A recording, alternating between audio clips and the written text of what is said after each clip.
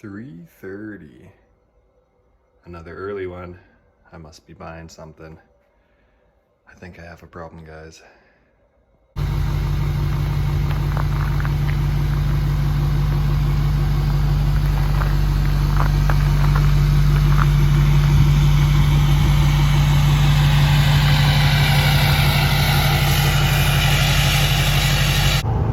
On the highway again, nice and early.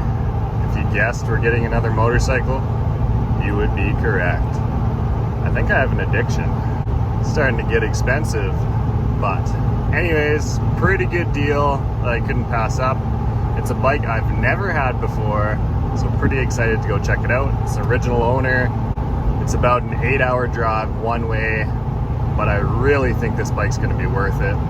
We're gonna try and do this drive in one day, so we're pushing the limits. So if you guys have been following the channel, I've had lots of sports bikes in the past, a couple of CBR 1000 RRs before I started the channel, lots of R6s, R1, crossplane R1, just got my Aprilia RSV4. So just for fun, what do you guys think I'm picking up today? I'll give you a couple hints. It's a bike that's not made anymore, kind of a collector's bike really. I've never had it before. I'm buying it off an older gentleman. It'll be the newest bike I've ever owned, and surprisingly enough, it's not the most expensive bike I've purchased. So really good value for the quality of bike. They're supposed to be pretty much bulletproof, decent performance. It's not gonna compare to my R1 or RSV4, but it still makes over 100 horse, and it's an engine I've never tried before. So excited. And of course, it's all blacked out. You know how I like things on the channel.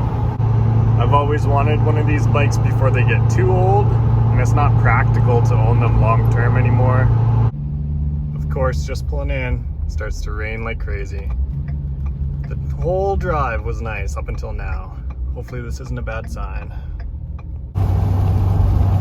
Well, the bike was a success, but it started raining like crazy, of course, right when we were trying to load up, so I didn't get any photos or videos. As soon as it stops raining, I'm gonna get out and do a little walk around here, but I'm gonna push hard for the next hour, try and get out of this rainstorm. So my baby's getting all wet. Of course, the bike was mint, super clean, and now it's just gonna be filthy getting it home. But that's how she goes, buying off season.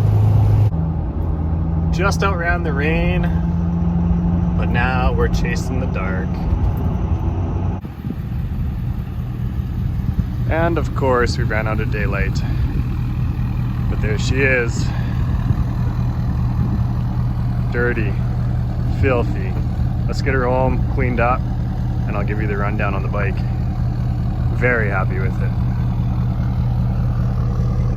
So we traveled over 1,500 kilometers and over 17 hours of drive time.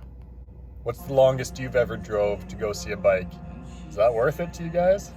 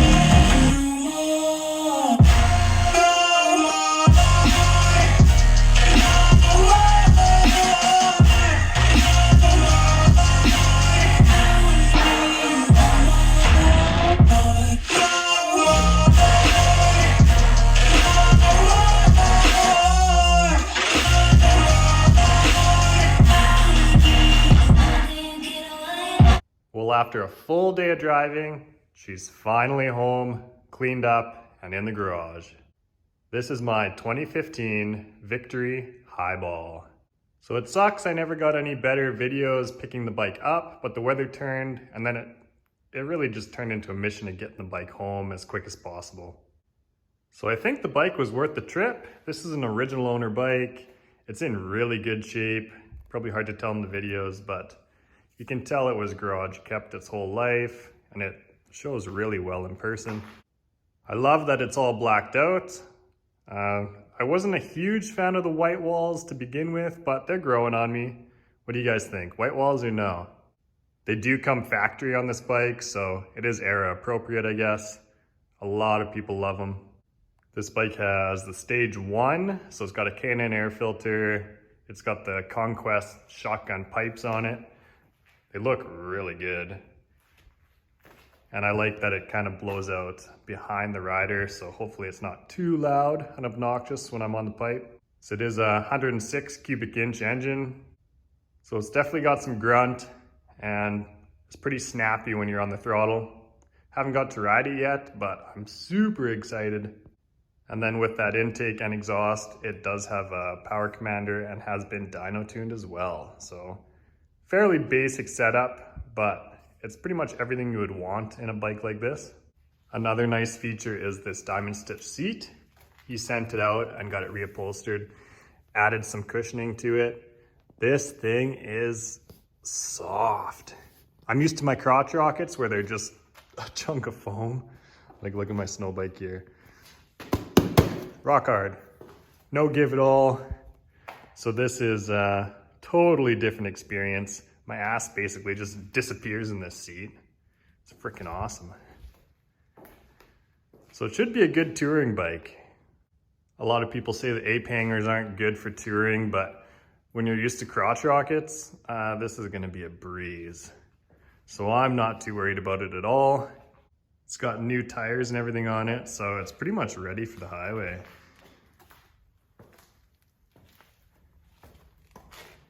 Yeah, this thing looks pretty sick. So this purchase was kind of out of left field a little bit. I've never had a cruiser style bike, but we are planning a couple more road trips that are long distance. So I figured, why not try a cruiser? I've never experienced this side of motorcycles before. And it might be a fun one on the channel to compare cruisers to crotch rockets a little bit. And if they're worth the transition, I'm definitely not giving up on my rockets yet. Don't be worried. We still got the sport bikes tucked away in the corner here. Obviously, nothing's gonna replace the performance of a sport bike. And I've rode Harleys in the past and really wasn't too impressed with them in stock form. So I'm very excited to try this with the Stage 1, see if it's really any different, if it made a big difference in power, torque, drivability, and if I'm gonna be happy with it, being used to my Aprilia RSV4, my R1, like lots of other leader bikes that kind of set the benchmark for me performance-wise. If I'm a little bit disappointed with this bike performance-wise, I might add a couple cams, and there's a Lloyd's timing gear you can actually add as well. And apparently you don't need a retune for that timing gear. And it's only 150 bucks, 200 bucks. So I think I'm definitely gonna do that regardless. And the cams, we'll see once I ride this thing, because I would have to retune it for cams, obviously. Here's that Lloyd's timing gear. So super easy install, probably takes about 15, 20 minutes, if that. And for how simple it is, I think I'm just gonna do it. But regardless of what I do to this bike, it's gonna be a fun one to try. So stay tuned for future videos. One thing's for sure, the old man windshield has to come off, especially for around town. If we are using it on road trips, I'm gonna get it tinted, along with some different signals, something smoked or maybe different altogether.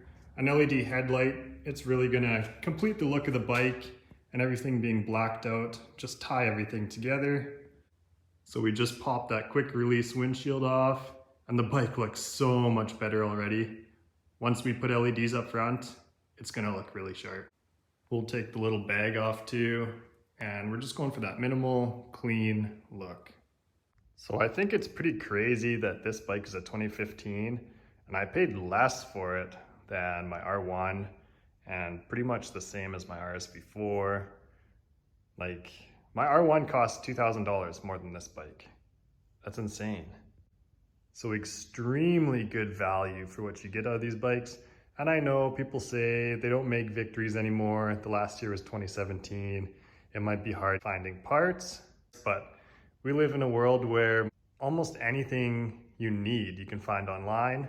And unless you have, say, a catastrophic engine failure, you're gonna be able to find any accessories you want online, basic maintenance items, pretty much anything you would need over the ownership of this bike.